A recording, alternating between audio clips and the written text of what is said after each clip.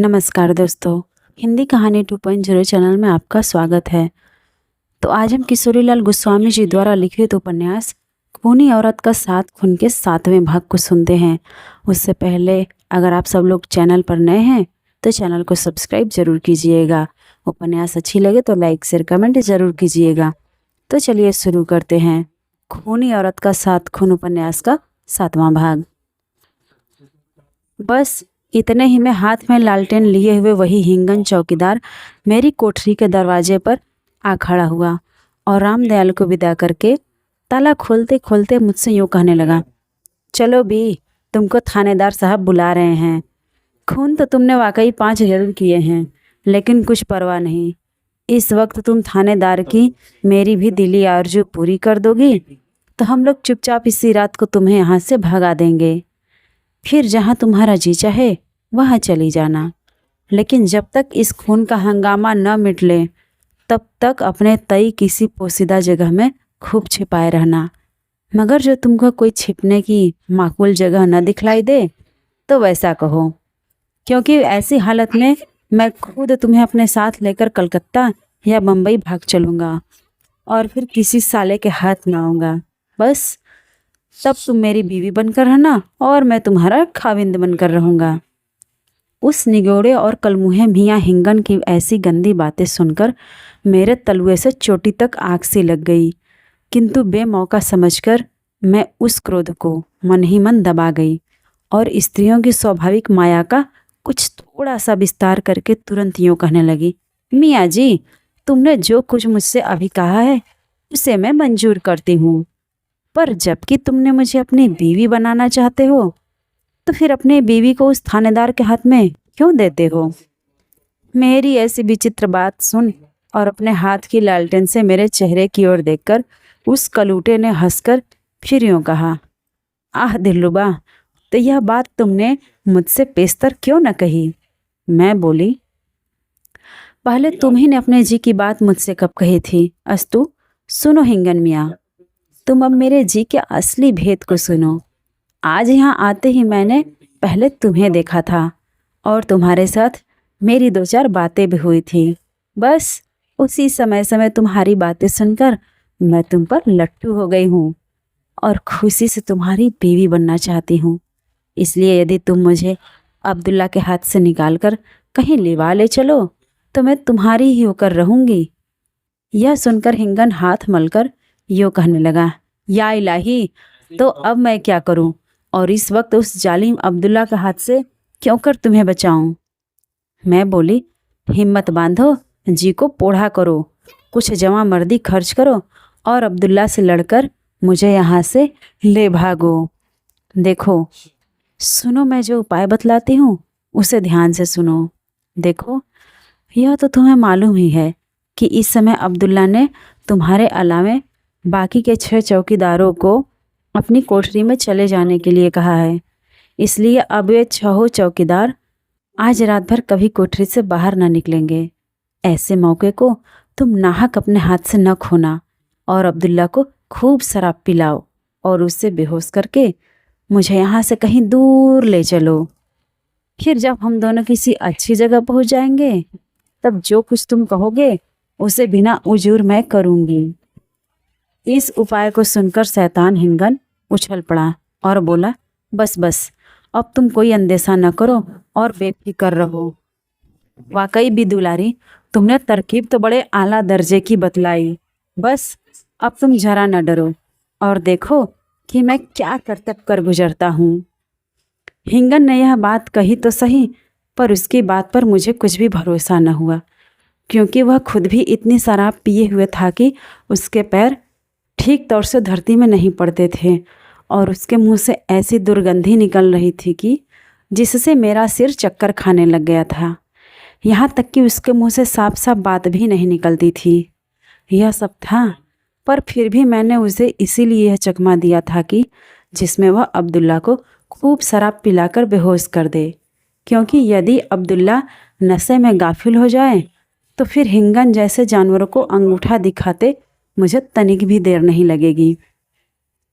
हिंगन के साथ मेरी इतनी बात होने पाई थी इतने ही में हाथ में लालटेन लिए हुए झूमता झामता अब्दुल्ला भी वहीं पर आ पहुंचा और त्योरी चढ़ाकर उसने हिंगन से यूँ कहा, क्यों बे उल्लू के पट्टे, तूने इतनी देर क्यों लगाई? यह सुनकर हिंगन कुछ बिगड़ा नहीं, वरन बड़ी आजीजी के साथ उसने अब्दुल्ला से यूँ कहा, अजी हजरत, यह नई औरत आपके पास चलने में ज़रा हिचकती और शर्माती थी, इसलिए मैं इसे खूब समझा बुझा रहा था। बस अब यह राजी हो गई है, इसे लेकर मैं आने ही वाला था कि आप खुद ही आ पहुँचे। चलिए इसे मैं लिवाए चलता हूँ। हिंगन की ऐसे बातें सुनकर अब्दुल्ला ने हंसकर उससे कहा, वाकई मियाँ हिंगन, तुम बड़े होशियार और काबिल एतबार शख्स हो। मैं सदर में तुम्हारे लिए सिफारिश करूँगा और तुम्हें चौकीदार से जमादार बनवा दूँगा। मगर खैर, अब तुम इस माहे लका को उस कोठरी में फ़ौरन ले आओ। यूँ कहकर अब्दुल्ला डगमग मारता हुआ वहाँ से चला गया।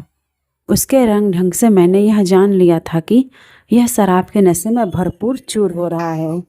अस्तु उसके जाने पर हिंगन ने मुझसे कहा, लो अब चलो और बेफिक्र रहो, क्योंकि मैं तुम्हारी मदद पर मुस्तैद रहूँगा और अब्दुल्ला साला तुम्हारे जिस्म में उंगली भी ना लगाने पाएगा। मैं तुम्हारी हिफाजत करूँगा और अगर उस बदजात ने तुम्हारे साथ कुछ भी ज्यादती करनी चाहिए तो मैं उसे फ़ौरन मार डालूँगा। यह सुनकर घबराकर मैंने उससे यूँ कहा, सुनो हिंगन मियाँ, खून खराबी की कोई ज़रूरत नहीं है, इसलिए तुम वैसा कोई भयानक काम न कर बैठना। हाँ, यह तुम कर सकते हो कि उस अब्दुल्ला को खूब ढेर सारी शराब पिलाकर बेहोश कर दो और मुझे यहाँ से कहीं ले चलो। सुनो भाई, मेरे घर में 5-5 खून तो हो ही चुके हैं, इसलिए यहाँ अब एक खून की गिनती और बढ़े, यह मैं नहीं चाहती। मेरी ऐसी बातें सुनकर चलते चलते हिंगन ने यूँ कहा, खैर तुम कोई अंदेशा न करो, मैं बराबर तुम्हारी मदद पर रहूँगा और जैसा मौका देखूँगा वैसा करूँगा। तुम मुझे बिल्कुल नशे में डूबा हुआ न समझना। मैं बोली, खैर तुम जैसे हो बहुत अच्छे हो, लेकिन इतना मैं फिर भी तुम्हें चिताए देती हूँ कि अब तुम खुद तो ज़रा भी शराब न पीना, मगर अब्दुल्ला को खूब पिलाना। इस पर वह बोला, अच्छा जैसा तुम कहती हो वैसा ही किया जाएगा, तो आओ अब झटपट चलो। यूँ कहकर वह मुझे अपने आगे करके ले चला और उसके साथ मैं अब्दुल्ला की उसी कोठरी में पहुंची जिसमें मैंने उसे सवेरे देखा था। वहां जाकर मैंने क्या देखा कि एक और एक स्टूल पर धरी हुई लालटेन जल रही है और तख्तपोश के ऊपर बैठा हुआ अब्दुल्ला शराब पी रहा है। मुझे देखते ही उसने हंस दिया और उसी तख्तपोश पर आकर बैठने का इशारा किया, किंतु मैं उस तख्तपोश पर न बैठकर नीचे धरती में बिछे हुए टाट के बोरे पर बैठ गई और हंसकर यो बोली, जी यही अच्छा है। इस पर जब वह बार बार मुझे तख्तपोश पर बैठने के लिए कहने लगा तो हिंगन ने उसके प्याले में शराब डालकर उससे यूँ कहा, खैर जरा और ठहर जाइए, क्योंकि जब भी इस कोठरी के अंदर ये आ ही गई है तो फिर तख्तपोश पर आने में कितनी देर लगेगी। आप क्या यह बात नहीं जानते कि नई नवेली नार जरा ज़्यादा मिन्नतें करवाती है।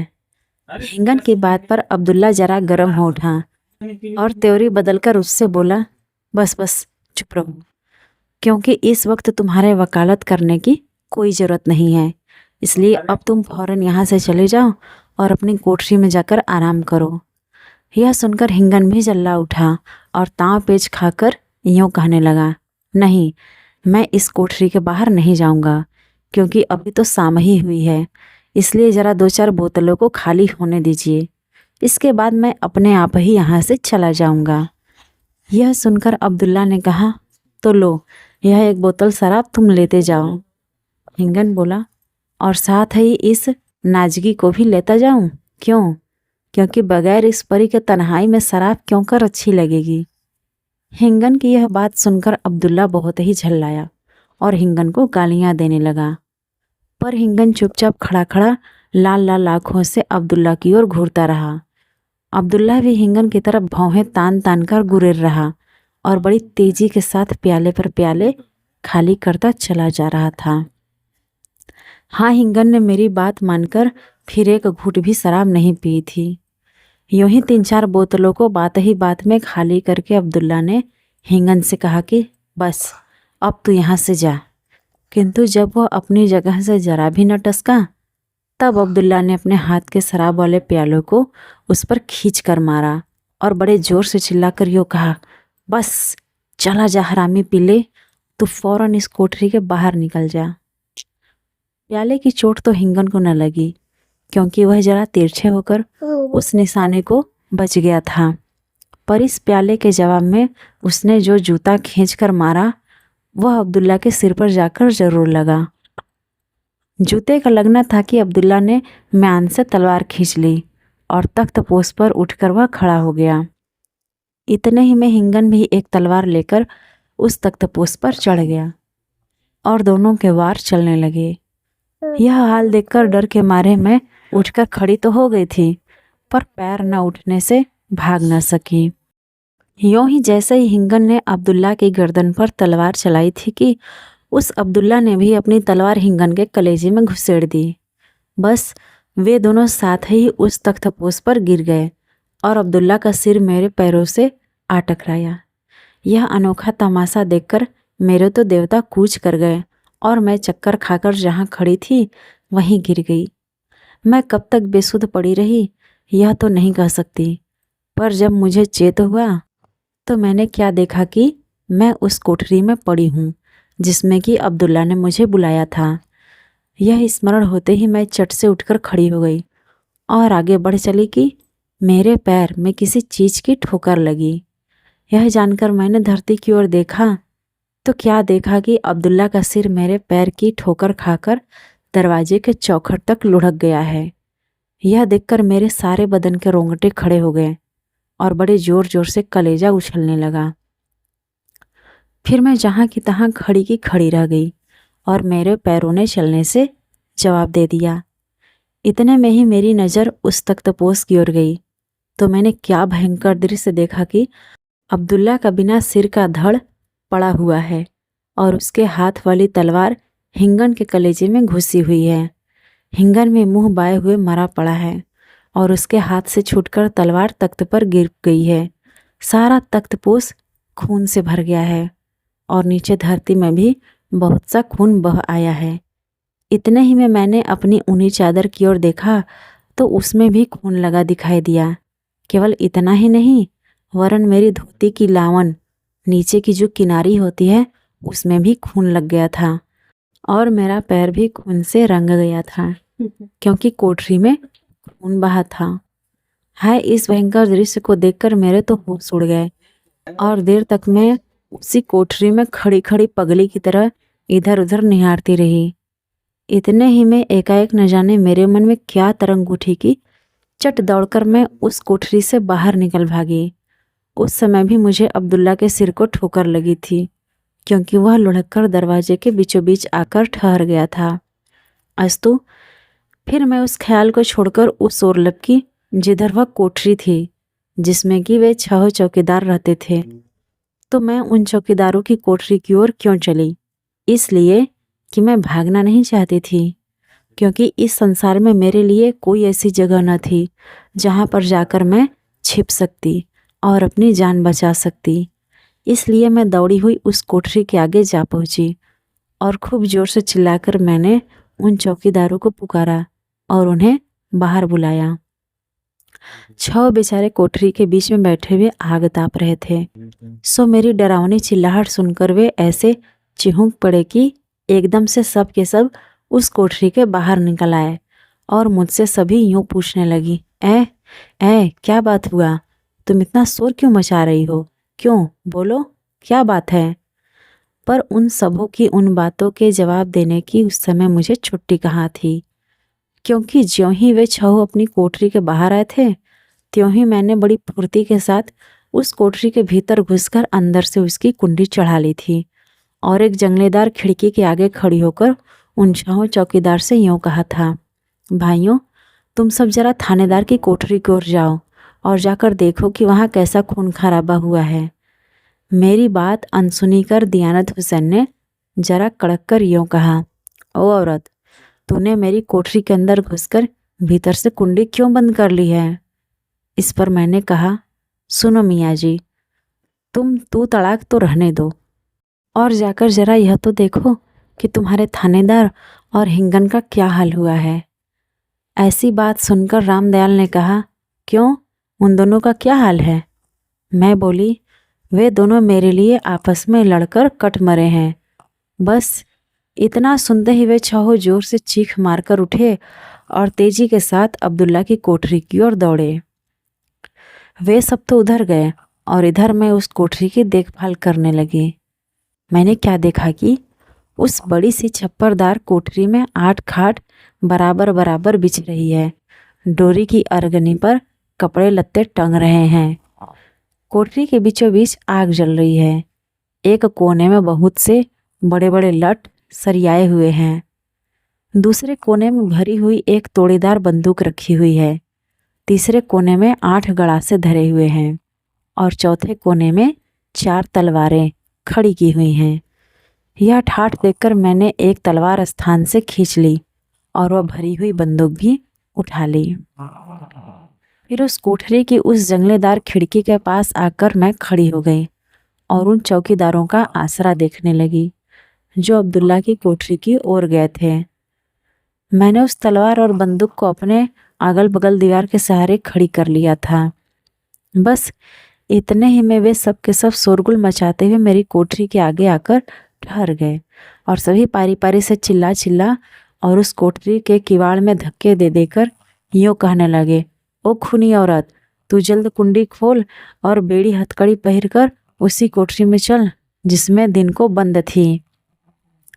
उन सबों का ऐसा हो हल्ला सुनकर मैंने भी फिर खूब जोर से चिल्लाकर यूँ कहा, बस खबरदार, तुम लोग ज़्यादा शोरगुल न मचाओ और चुपचाप इस कोठरी के बाहर ही रहकर मेरी चौकसी करो। सुनो, मैं न तो खूनी औरत हूँ और न खून ही मैंने किया है। देखो, जो मुझे भागना ही होता तो मैं अपने आप ही यहाँ क्यों आती? फिर अब्दुल्ला और हिंगन के मरते ही मैं अपना रास्ता लेती, तुम सबों के पास क्यों आती? इसलिए भाइयों, मैं यहाँ से कहीं भागकर इस खून के अपराध को अपने ऊपर नहीं लेना चाहती। तुम लोग बेफिक्र रहो क्योंकि मैं कहीं भागने वाली नहीं हूँ। हाँ, यह तुम कर सकते हो कि बाहर से ही मेरा पहरा दो और अपनी नौकरी बचाओ। सुनो, अब रात भर इस कोठरी की कुंडी मैं न खोलूँगी। हाँ, सवेरा होने पर जैसा मुनासिब समझूंगी वैसा करूँगी। बस इस तरह मैंने उन सबों को बहुत कुछ समझाया, पर ये न माने और बार बार किवाड़ में धक्का देने और सांकल खोल देने के लिए कहने लगे। आखिर जब वे सब बहुत ही उपद्रव मचाने लगे तब मैंने उस भरी हुई बंदूक को उठा और उसकी नली खिड़की के जंगले के बाहर फेंककर यूँ कहा, बस बहुत हुआ, अब या तो तुम सब इस दरवाजे के पास से हट जाओ या मरो। देखो, इस भरी हुई बंदूक की ओर देखो, जरा इस बात को सही जानो कि अब जो कोई इस कोठरी के दरवाजे के पास आएगा उस पर ज़रूर मैं बंदूक दाग दूंगी, इसमें पीछे चाहे जो हो, पर इस समय तो मैं अवश्य ही गोली मार दूंगी। मेरा ऐसा रंग ढंग देखकर वे 6 चौकीदार उस कोठरी के दरवाजे से हटकर उस जंगलेदार खिड़की के सामने पर जरा दूर आकर खड़े हो गए और रामदयाल मिश्र ने उन सबों के आगे आकर मुझसे यूँ कहा, क्यों दुलारी, तुम क्या इस समय अपने होशो हवास में मुतलक नहीं हो? मैं बोली, क्यों, ऐसा प्रश्न आप क्यों करते हैं? बताइए, मैंने बदहोशी की कौन सी बात की? वे बोले, और क्या करोगी? इस समय के तुम्हारे रंग ढंग को देखकर तो हम लोगों के देवता कूच कर गए हैं। अरे 5 खून तो तुम्हारे मकान पर हुए और 2 यहाँ। अब तुम ही बताओ कि यह सब देख सुनकर हम लोग क्या समझे? मैंने पूछा, इसमें समझने की कौन सी बात है?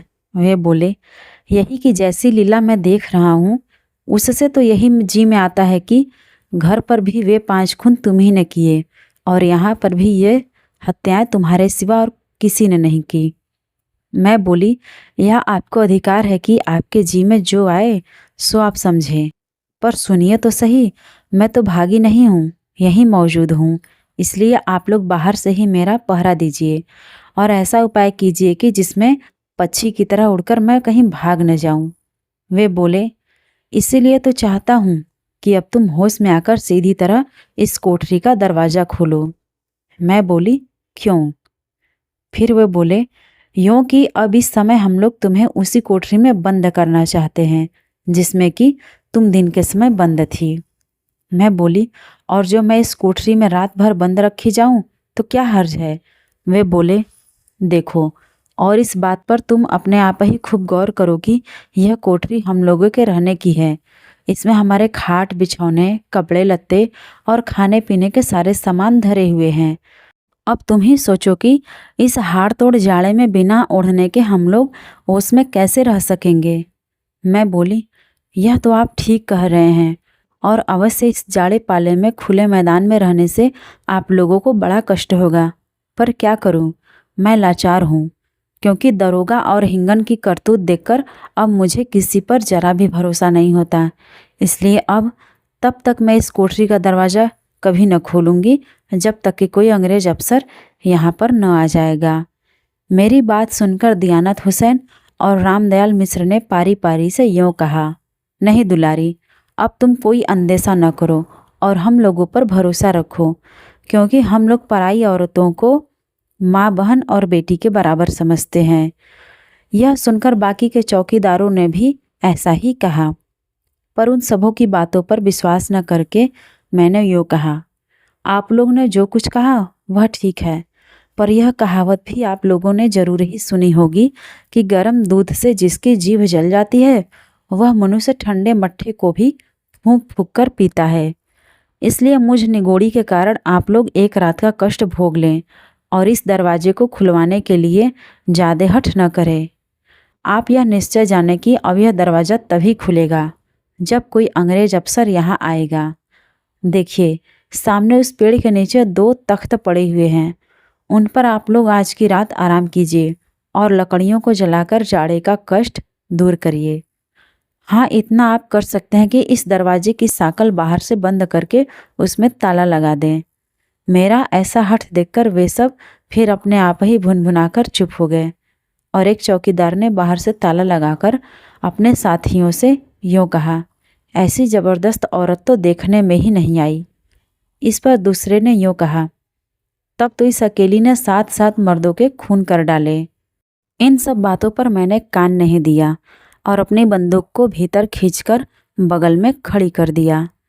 फिर एक मूढ़ा मैं खींच लाई और उसी पर खिड़की के सामने बैठ गई। इसके बाद मैंने क्या देखा कि वे सब चौकीदार उसी सामने वाले पेड़ के नीचे पड़े हुए तख्त पर बैठकर आपस में इस बात की सलाह करने लगे कि अब क्या करना चाहिए। यूँ ही देर तक आपस में खूब घोल मट्ठा करके उन सबों ने यह निश्चय किया कि रामदयाल मिश्र तो एक चौकीदार के साथ इस वारदात की रिपोर्ट करने कानपुर जाएं और बाकी के चारों आदमी मेरी चौकसी करें। जब यह सलाह आपस में पक्की हो गई तब रामदयाल मिश्र मेरी खिड़की के पास आए और यूँ कहने लगे, दुलारी, तुम्हारे भाग्य में क्या लिखा है इसे तो विधाता ही जाने, क्योंकि बात बड़ी बेढब हुई है। खैर, जो कुछ भी तुम्हारे कर्म में बधा होगा वही होगा। अब यह सुनो कि मैं कानपुर जाता हूँ और जहाँ तक मुझसे हो सकेगा वहाँ तक इस बात की मैं कोशिश करूँगा कि जिसमें कोई अंग्रेज अफसर यहाँ आए, किंतु यदि कोई अंग्रेज अफसर न भी आवेगा तो कानपुर के कोतवाल साहब तो अवश्य ही आएंगे। यदि कोतवाल साहब आ गए तो भी तुम उनसे किसी वैसी बात की शंका न करना, क्योंकि वे बहुत ही सज्जन और दियानतदार मुसलमान हैं। यह सुनकर मैंने कहा, भाई साहब, आपका कहना ठीक है, पर जहाँ तक हो सके आप किसी अंग्रेज अफसर के लाने की कोशिश करिएगा, क्योंकि यहाँ का रंग ढंग देखकर हिंदुस्तानियों के ऊपर से मेरा विश्वास अब एकदम उठ गया है। यह बात आप भली भांति समझ लें कि चाहे मैं बिना अन्न जल के इस कोठरी में मर ही क्यों न जाऊँ, पर बिना किसी अंग्रेज अफसर के आए मैं इस कोठरी का किवाड़ कभी न खोलूँगी। आप कानपुर जाते हैं तो जाइए, पर अपने जोड़ीदारों से यह बात अच्छी तरह समझाते जाइए कि इस कोठरी का द्वार खुलवाने के लिए कोई हठ न करे। यदि आपके पीछे मुझे किसी ने छेड़ा तो आप निश्चय जानिए कि या तो मैं अपने छेड़ने वाले पर बंदूक चलाऊंगी या अपने आप ही अपने कलेजे में गोली मार लूंगी। तो आज के किशोरीलाल गोस्वामी जी द्वारा लिखित उपन्यास खूनी औरत का 7 खून का 7वां भाग आपको कैसा लगा कमेंट करके ज़रूर बताइएगा। और अगर चैनल पर नए हैं तो चैनल को सब्सक्राइब जरूर कीजिएगा और अपने दोस्तों को भी शेयर कीजिएगा।